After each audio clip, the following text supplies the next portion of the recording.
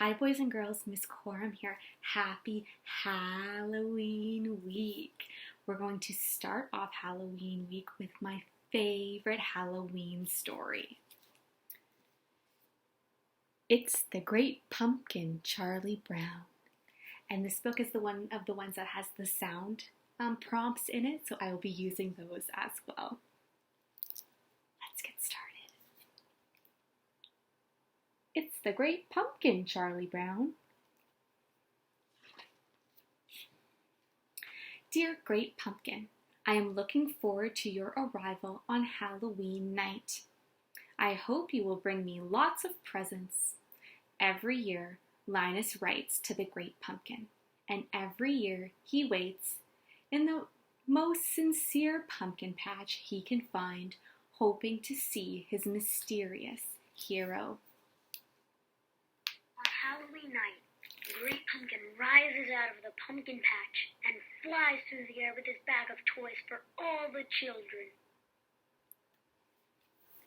You must be crazy, Charlie Brown said. Linus's sister Lucy cried. Writing to the Great Pumpkin again? You'll make me the laughing stock of the neighborhood. Linus sighed.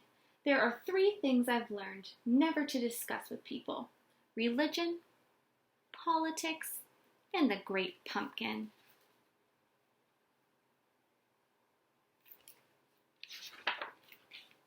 Sally was the only one who didn't laugh at Linus. Would you like to join me in the pumpkin patch this year? Linus asked. Sally smiled. Oh, Linus, you say the cutest things. I'd love to. Linus was excited. This Halloween he would have company in the pumpkin patch, and surely this time the Great Pumpkin would appear. But first, Linus had to mail his letter.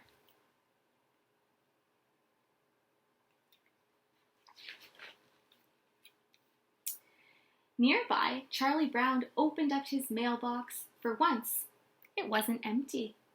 I got an invitation to a Halloween party. Charlie Brown danced with joy. I've never gotten a party invitation before. Is it Violet's party? Lucy asked. Your name must have wound up on the wrong list. You were on the don't invite list. Good grief.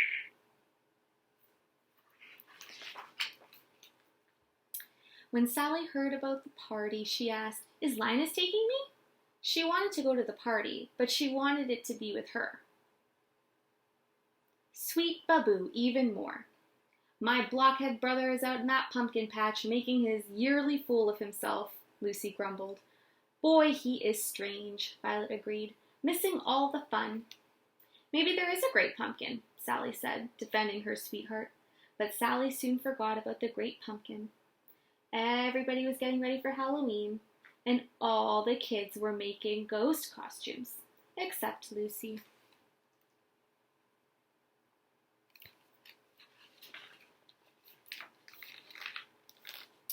Where's Charlie Brown? Schroeder wondered out loud. Here I am, Charlie Brown said from under a sheet full of holes. I had a little trouble with the scissors. Everyone recognized Pigpen by his cloud of dust. But there was one strange figure in the crowd. Who in the world is that? Lucy asked when she saw Snoopy's costume. He's a World War I flying ace, Charlie Brown explained.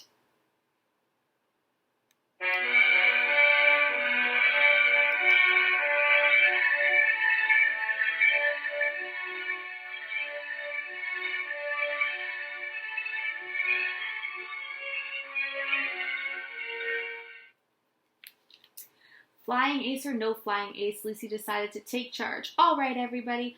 First, we'll go trick-or-treating. Then we'll go to Violet's party, she declared, as the World War I ace slipped off into the night. Linus was waiting at the pumpkin patch when the rest of the gang walked by. Have you come to sing pumpkin carols? He asked. Blockhead, you're going to miss all the fun again, Lucy said. Don't talk like that, Linus exclaimed. The great pumpkin will come, because I am in the most sincere pumpkin patch.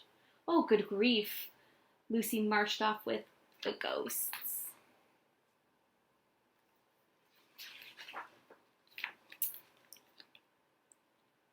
Sally went along, but at the last minute she ran back. Linus grinned.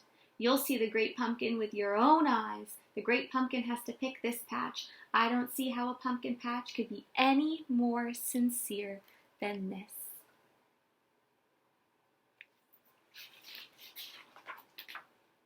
Linus wasn't trick-or-treating, but he wasn't forgotten.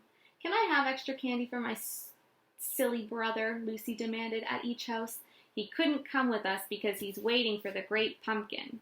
It's so embarrassing, Lucy sighed. I got a chocolate bar, Pigpen reported. I got a quarter, Schroeder added. I got a rock, Charlie Brown said. No one noticed that Snoopy was missing.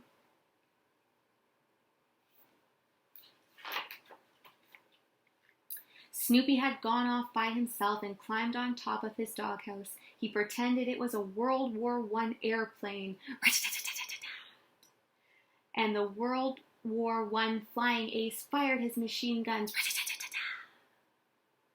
And the Red Baron fired back.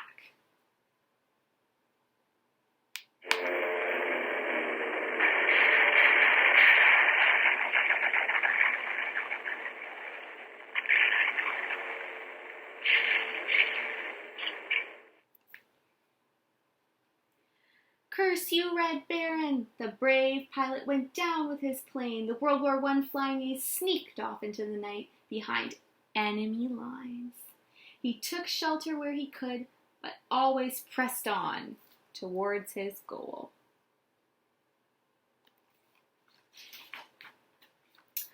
On their way to Violet's house, the gang stopped at the pumpkin patch.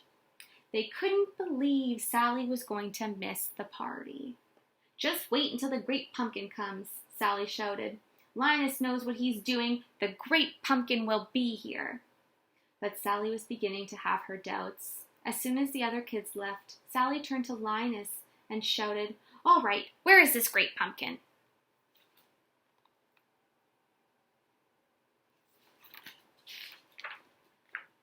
While Sally and Linus scanned the dark, pumpkin-filled horizon,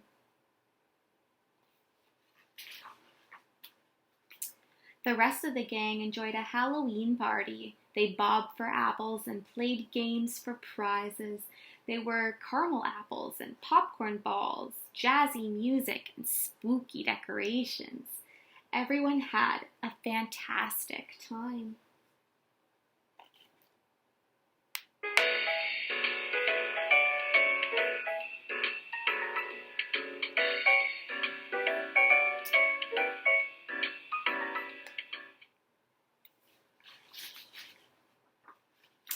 Meanwhile, in the pumpkin patch, Sally sighed.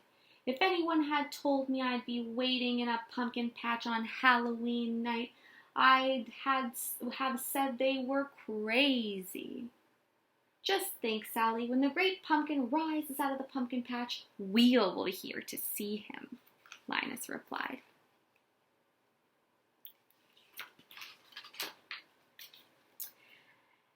And just then, there was a rustling in the nearby pumpkin vines. Could it be? Was the great pumpkin finally gonna appear? Linus saw a dark shape rise. His heart pounded. I hear the great pumpkin! There he is! There he is! It's the great pumpkin! He's rising up out of the pumpkin patch! And then Linus fainted. Sally took a closer look at the dark figure. It wasn't the great pumpkin. It was Snoopy. The World War I flying ace had found shelter in an enemy pumpkin patch.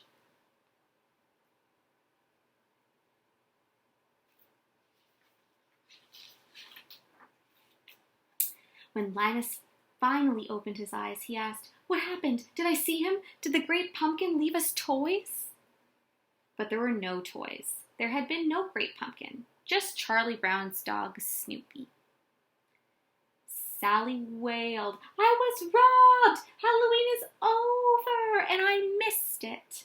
You kept me waiting all night, and all that came was a beagle? I'll sue."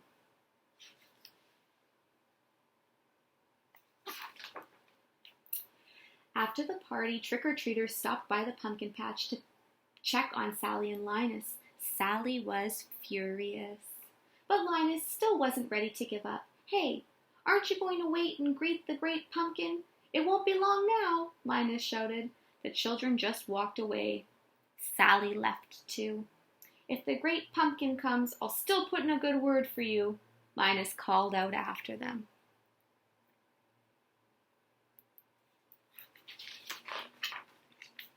"Good grief. I said if, not when," Linus cried. "One little slip like that can cause the great pumpkin to pass you by," he said, fretting. "Oh, great pumpkin, where are you?"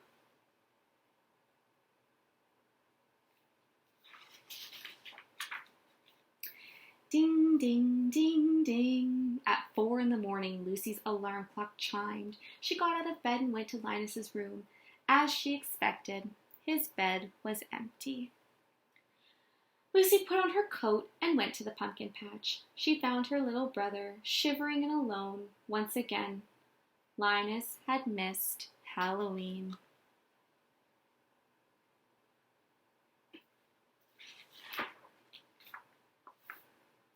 Lucy brought her brother home, took off his muddy shoes, and tucked him in bed.